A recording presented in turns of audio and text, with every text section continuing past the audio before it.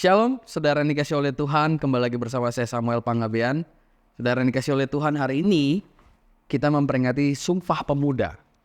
Ya, kalau kita boleh mengingat bagaimana perjuangan anak-anak muda di zaman saat itu, perjuangan untuk meraih kemerdekaan. Bagaimana Indonesia bisa lepas dari penjajahan. Dan perjuangan itu kita peringati hari ini dengan sukacita. Semuanya itu karena tuntunan dan berkat daripada Tuhan. Saudara yang dikasih oleh Tuhan, hari ini saya akan membagikan firman Tuhan khususnya untuk anak muda. Arti anak muda bukan berarti diukur dari usia, tetapi diukur dari semangat yang dimiliki oleh orang tersebut. Saudara yang dikasih oleh Tuhan, anak muda pada prinsipnya harus memiliki komitmen dalam hidupnya.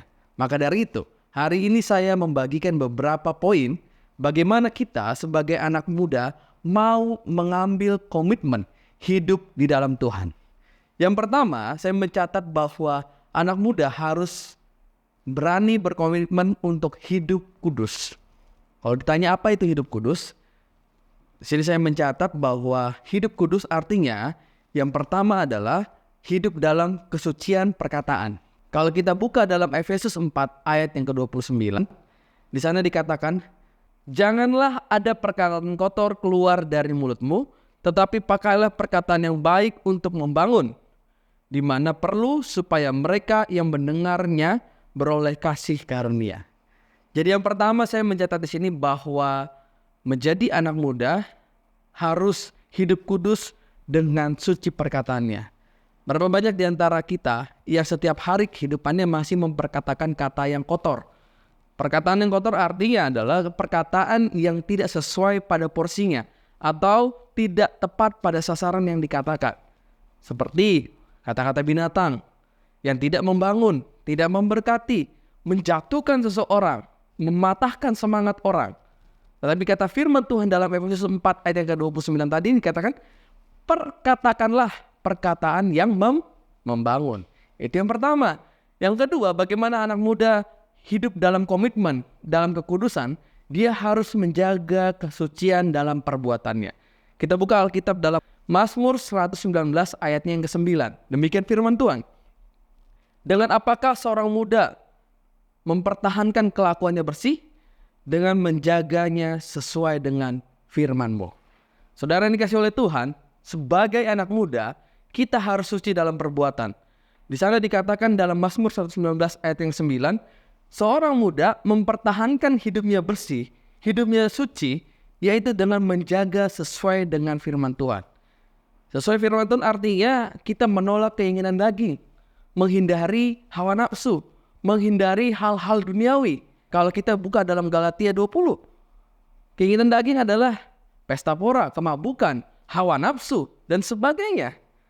Jadi saudara yang dikasih oleh Tuhan, yang kedua kita harus suci dalam perbuatan. Dan yang ketiga, bagaimana kita berkomitmen untuk hidup kudus, kita harus suci dalam pikiran. Kalau dalam Filipi 4 ayat yang ke-6 dikatakan, janganlah hendaknya kamu khawatir tentang apapun juga, tetapi nyatakanlah dalam segala hal keinginanmu kepada Allah dalam doa dan permohonan dengan ucapan syukur. Berapa banyak di antara kita yang masih ragu akan pertolongan Tuhan, masih ragu akan apa yang kita kerjakan, masih ragu akan hari esok. Tapi kita di sini dikatakan kita harus suci dalam pikiran. Itu berkaitan dengan menerima pertolongan Tuhan. Tetapi suci dalam pikiran untuk menjaga kekudusan di dalam hidup kita, kita tidak boleh berpikir negatif akan hal apapun juga. Memang kita boleh mempraduga sesuatu hal untuk kita dapat mengkoreksinya menjadi lebih baik. Tetapi tidak membangun negatif pikiran kita untuk menjatuhkan sesuatu yang kita kerjakan. Atau kita membangun negatif pikiran kita terhadap orang yang kita percaya untuk menjatuhkan kepercayaan kita kepadanya. Tapi saudara yang dikasih oleh Tuhan, kita harus suci dalam pikiran. Jangan pernah memikirkan hal yang buruk. Karena apa? Dalam Alkitab dikatakan, apa yang kamu pikirkan, itulah yang terjadi dalam hidupmu. Jadi kalau di pikiranmu kau gagal, itulah yang terjadi. Kalau di pikiranmu kau susah, itulah yang terjadi. Tetapi kalau dalam pikiranmu, aku bersama Tuhan, aku di dalam Tuhan, maka segala perkara dapat kukerjakan dengan keberhasilan yang Tuhan sudah janjikan dalam hidup kita. Saudara yang dikasihi oleh Tuhan, itu yang pertama, hidup kudus. Yang kedua, bagaimana kita mengambil komitmen untuk kita hidup di dalam Tuhan. Saya di sini mencatat bahwa yang kedua, seorang muda harus rajin, artinya kita harus juga berjuang. Anak muda pasti memiliki power, tenaga, kalau secara fisik masih muda. Secara pikiran masih luas, masih aktif. Maka untuk mencapai komitmen di dalam Tuhan, kita juga harus berjuang. Berjuang mendekatkan diri kepada Tuhan. Berjuang untuk mencari ilmu yang tinggi. Berjuang dalam bekerja. Untuk apa?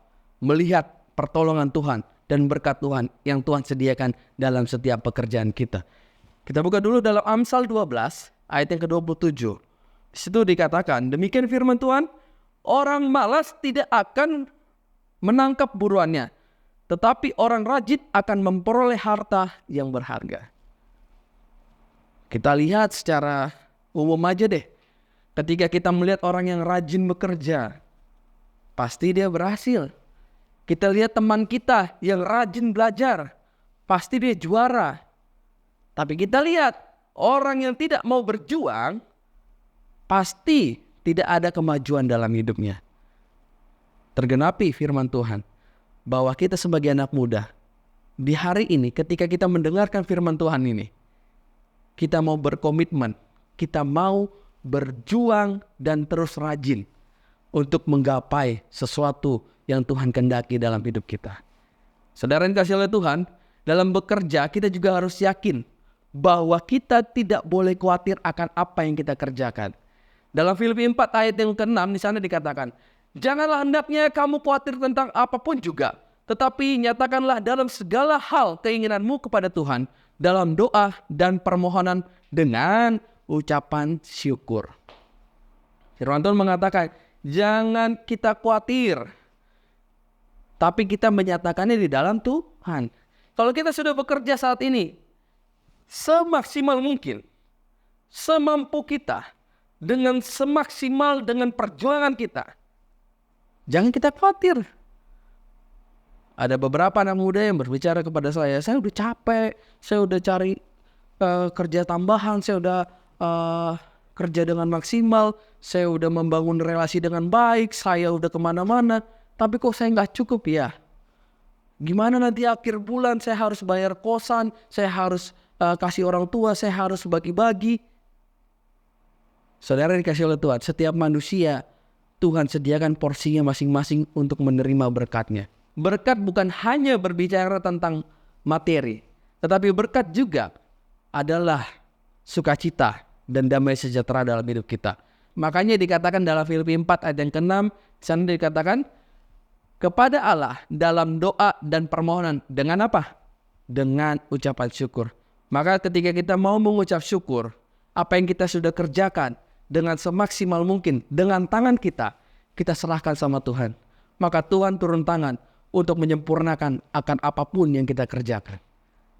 Saudara dikasih oleh Tuhan, itu yang kedua.